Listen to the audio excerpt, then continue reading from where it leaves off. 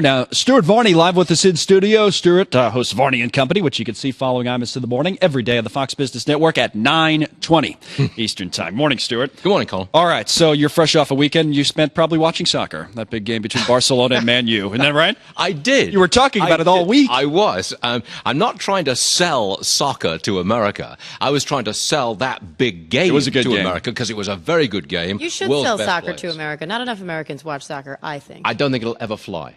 I don't think soccer will ever be a major spectator sport in America. Instead, I think Americans will leapfrog over domestic American teams and watch the great teams of Europe because you can. You can just watch them on a satellite. It's so easy. I think that's what they'll do. And they just need to serve more booze in the stands. They watch. Well, I don't know if that's a problem. You don't want to get them started with booze. Don't get them started on the the British soccer fans. Sorry, excuse my. No, you're right. You're right. They are hooligans. Take the liquor away from them, please. So Barcelona beats Man U in the Champions League final. Now, that out of the way, Stuart.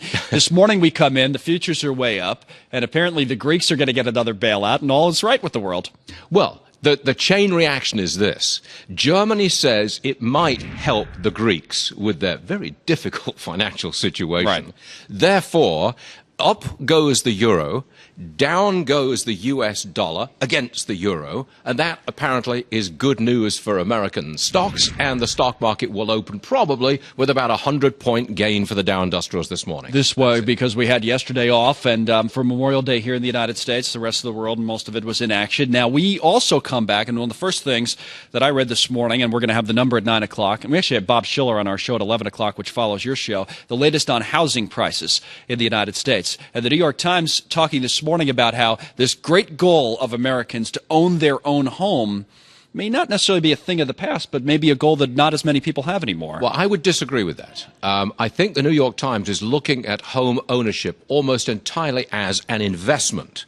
And over the past 10 years, it has not been a great investment. That is true. The Times argues that because it's not been a great investment, that'll put Americans off the idea of home ownership as a primary goal. Right. Now, I disagree with that entirely.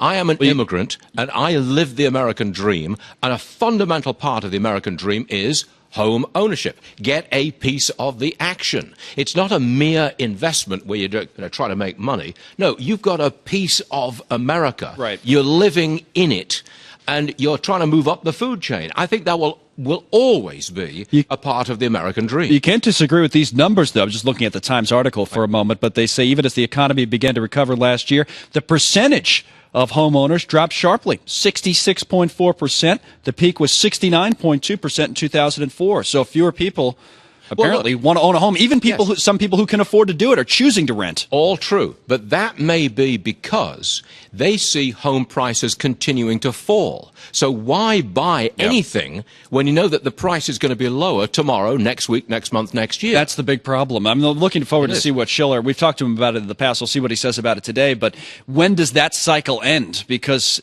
you look at that as just logically somebody's going out there and thinking about buying a home, and that's the mindset. And you wonder what happens to change that mindset. And I can't answer your question.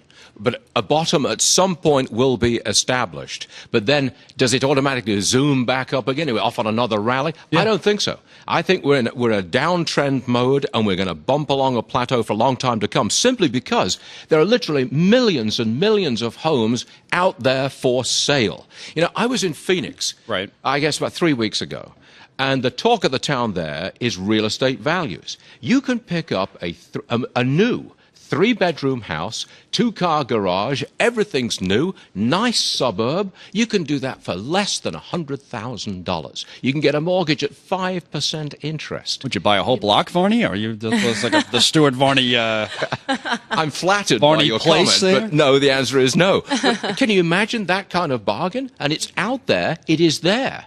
If you've got a job and you've got 20% to put down, you've got the most extraordinary bargains out there. But I guess a lot of people say, well, no, they're not big enough bargains yet. Wait another 6 months and it'll be even lower in price. All right, so we'll be watching on Varney & Company a little bit later on. President Obama's back in the United States today.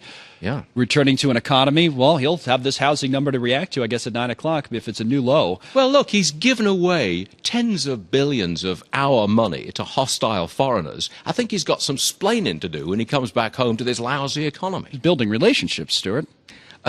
for tens of billions of dollars. You think? Can you buy friendship, Connell? Can you? No, I Here's don't know. $10. Will you be my friend? Well, it would take a little bit more. That's probably all I get out of you, right? That's all I'm worth to you. I am cheap. And $10. It's true. Yes, get out. Frugal. Thank you, Mr. Varney. We'll watch you, sir. 9:20 Eastern Time. Varney and Company every single weekday here on the Fox Business.